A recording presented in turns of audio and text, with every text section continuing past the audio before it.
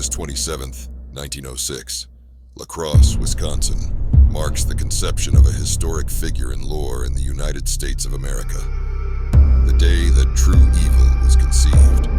The birth of notorious serial killer, Ed Gein.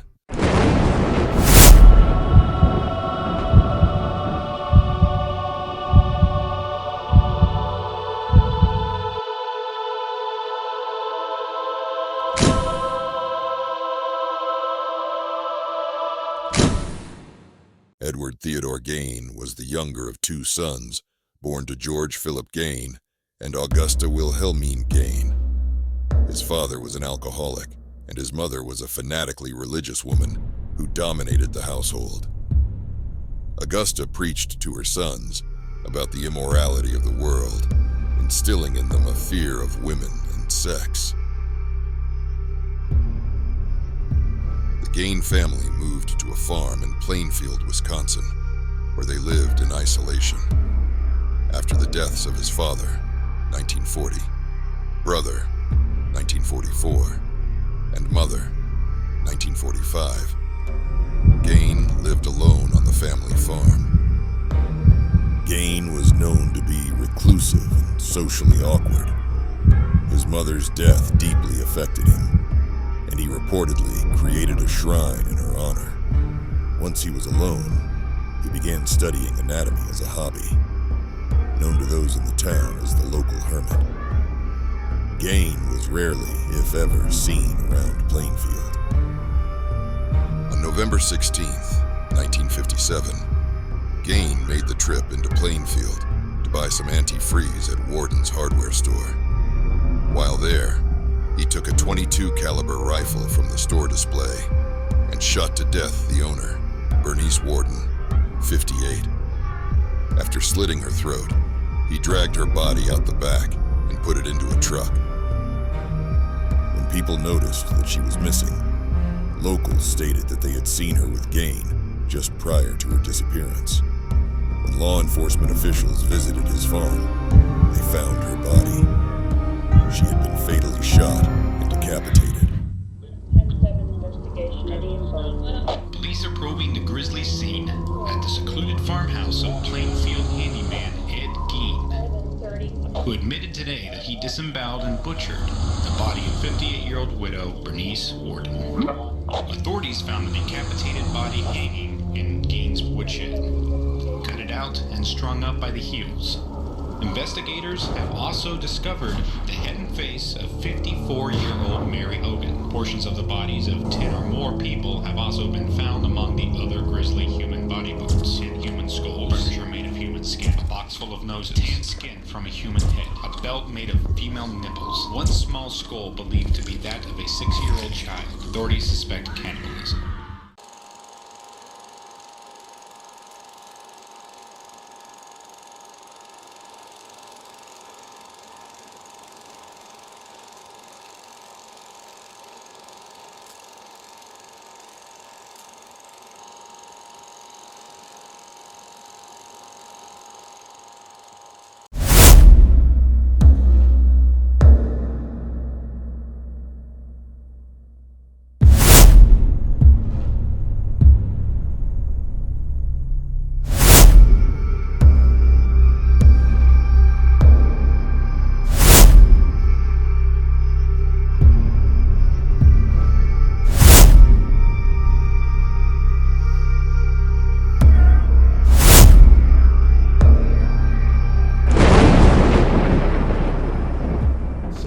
Law officers, including a guy named Schley, who was the sheriff, had gone to Gein's farmhouse, and the first place they entered was the summer kitchen, which was abutting the main house. They broke down the door, and they started shining their flashlights around, and one of them brushed up against something, and he turned around and beamed his flashlight on it.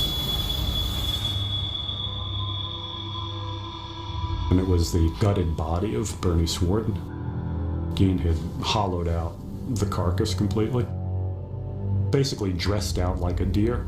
Schley immediately staggered out and began to vomit at the sight of this thing.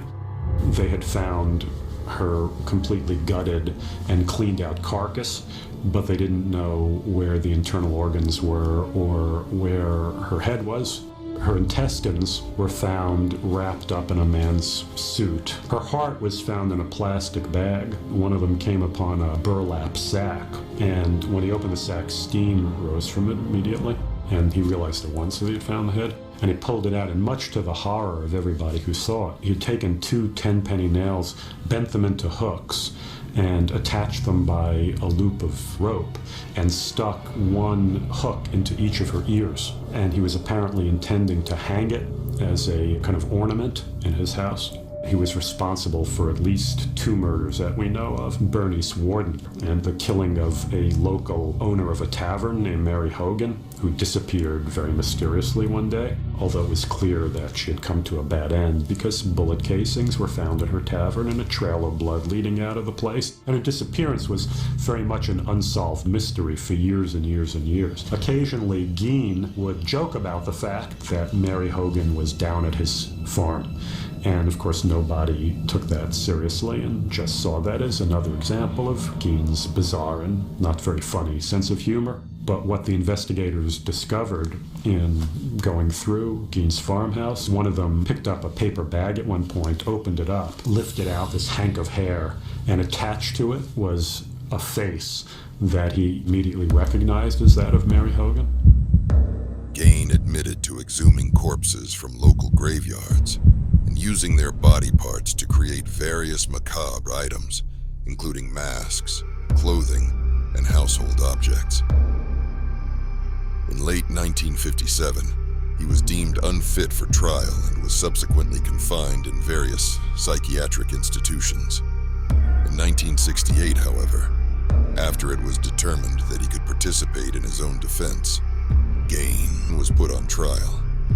He was found guilty of killing Warden, reportedly due to financial reasons. Prosecutors only tried one murder, but then was deemed insane at the time of the crime. He returned to a mental hospital, where he remained until his death.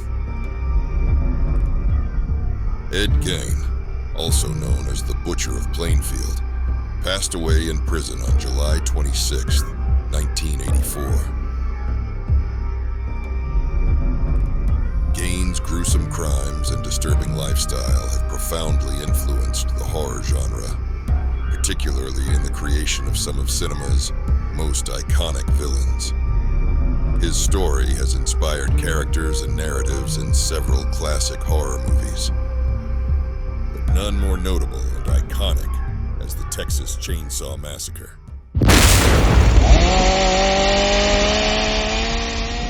The Texas Chainsaw Massacre, directed by Tobe Hooper and released in 1974.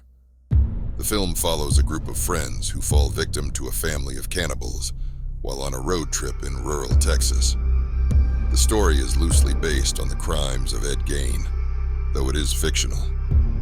While initially controversial and banned in some countries for its content, it has since been critically acclaimed and is regarded as a classic, frequently appearing on lists of the greatest horror films ever made. The portrayal of Gaines, known in the movie saga as the psychotic murderer Leatherface, has spawned 9 separate movies from 1974 to 2022. The allure of the Leatherface story attracted celebrities such as Viggo Mortensen, Tom Everett, Renee Zellweger, Matthew McConaughey, Jessica Biel, R. Lee Ermey, Jordana Brewster, Alexandra Daddario, Scott Eastwood, and Stephen Dorff, just to name a few. The lore created by director Tobe Hooper began a lasting effect on Hollywood that has lasted thus far over 4 decades and does not seem to be ending anytime soon. All of this based off of the crimes of one man who was captured in 1957. His descent into the spotlight did not end with just movies. Gein's influence extends beyond these specific characters and films. His story has shaped the horror genre's portrayal of the rural, backwoods serial killer archetype and has contributed to the exploration of themes such as necrophilia, body mutilation, and extreme psychological disorders. His crimes have become a touchstone for the exploration of the darkest aspects of human behavior in film and literature. It had passion and a plucky spirit, and the characters had integrity. Like when Leatherface went on a strict diet of human flesh, he had to cut out chicken and fish completely. Dave, I agree with you. I'll go a step further. Sure, Leatherface. He wore a mask made out of human skin and he hung people on meat hooks. But hey, we've all got quirks. I've got 'em, you've got 'em, Dave. That's what makes this character so compelling. Thumbs up from me. Same here. To sum it up, I'm Chainsaw. I'm Dave. We'll see you at the movies. Okay.